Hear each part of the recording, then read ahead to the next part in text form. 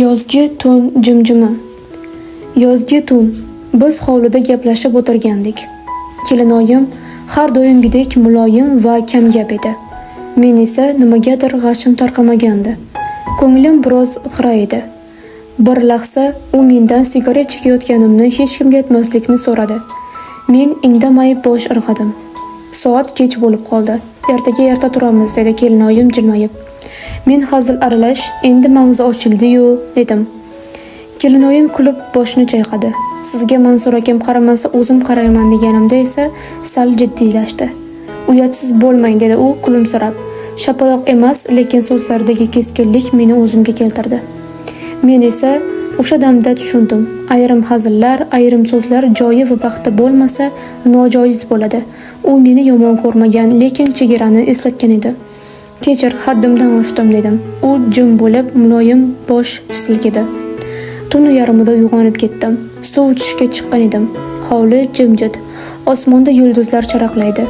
O'sha holatda turganimda o'zimni aybdor his qildim. Yoshlik ba'zida odamga o'ylamay so'z ayttiradi, lekin bu hech kimga nisbatan hurmatsizlikka bahona bo'lmasligi kerak. Ertasi kuni nonushta payti kelinoyim menga oddiygina muomala qildi. Men esa ichimda bir qarorga keldim. Endi undan faqat o'rnak olaman, chunki u o'zini or-nomusi bilan tutdi. Men esa ulg'ayish sari ilk qadam qo'ydim. Kelinoyimning hatto bir marta meni chaqirganini ham eshitmagan edim. Yosh bo'lsangiz, nima qilasiz chekishni, dedi bir kuni. Ustiga ustak amakingiz bilib qolsa yaxshi bo'lmaydi. Men kulimsirab, siz aytmasangiz bilmaydi-ku, dedim. Shunda u biroz jiddiylashib, "Yo'q, o'zi jahli chiqib yuribdi", dedi. Mavzu ochilishga ochildi deb o'yladim. So'radim: "Kelinoyi, kecha nima bo'ldi? Nega urishib qoldingizlar?" Bu savolimga u biroz tayyor emasdek ko'rindi. Qisqagina javob berdi: "Qo'ying, Mansur akangiz janjal qilgisi keldi-da. Hammasi joyidami? Tinchlikmi?" dedim men. "Endi siz ham mening sirimni bilasiz. Sigaret chekayotganimni", dedim.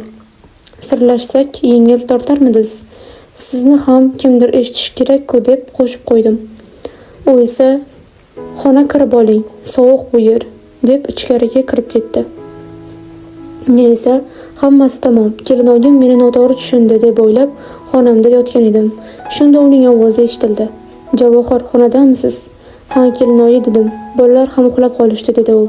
Men kelinoyimning xonasiga bordim. Hamma narsa joyidami? Kamchilik yo'qmi?" deb so'radim. U menga qarab, "Siz to'g'ri aytdingiz", dedi. "Nima haqida?" deb hayron qoldim. Men ham kimgadir dardimni aytishim kerak edi. "Ha, albatta, men sizni tushunaman, nimalar bo'lyapti o'zi", dedim. U yerga qarab turdi-da, "Xonangizga kira olmadim, shuning uchun bu yerga chaqirdim", dedi. "Ha, eshitay", dedim men. "Mansur akangiz ancha o'zgardi", dedi u past ovozda. "Bilaman, men ham sezdim", dedim. "Kechalari kech bo'ladigan, kech keladigan bo'lib qoldi. Shubhalandim", dedi. Men faqat bosh silkib turardim. Bir kuni telefoniga xabar keldi. "Xotinchangiz uxladimi?" degan. Bilmagandek qilib, "Ha, uxladi", deb yozdim. Keyin u "Juda sog'indim. Qachon yana birga bo'lamiz?" deb yozdi. Men dildan larzaga keldim. "U kim edi?" dedim. "Maktabdagi bir o'qituvchi qiz ekan. To'ydan oldin ham yurishgan ekan. Bilmadim, meni buvim topib bergan edi Mansur akangizga. To'ydan keyin o'zgardi." So'ng yig'lab yubordi. Men behoz sochini silab, "Boshqa yig'lamang kelinoyi", dedim. U indamay yig'layverdi. Ichimdagi bir savol bo'g'zimgacha kelib qoldi. "Kelinoyi, tuni bilan ham yaqinliklar yo'qmi?" dedim sekin. U ko'z yoshlaridan to'xtab menga qarab, "Nega unday deyapsiz?" dedi. "O'sha kuni kir mashinasining vibratsiyasida o'zingizni qoniqtiryapsiz deb o'yladim. Ko'zim tushib qoldi", deb qo'ydim. U uyalganday, "Iltimos, noto'g'ri tushunmang, men ham axir ayolman", dedi. Men chuqur xo'rsinib, "Tushunaman. Mansur akam sizga befarq bo'lsa, sizga ham qiyin", dedim. U menga tik qarab, "Hech kim bilmasin, Javohir, iltimos", dedi.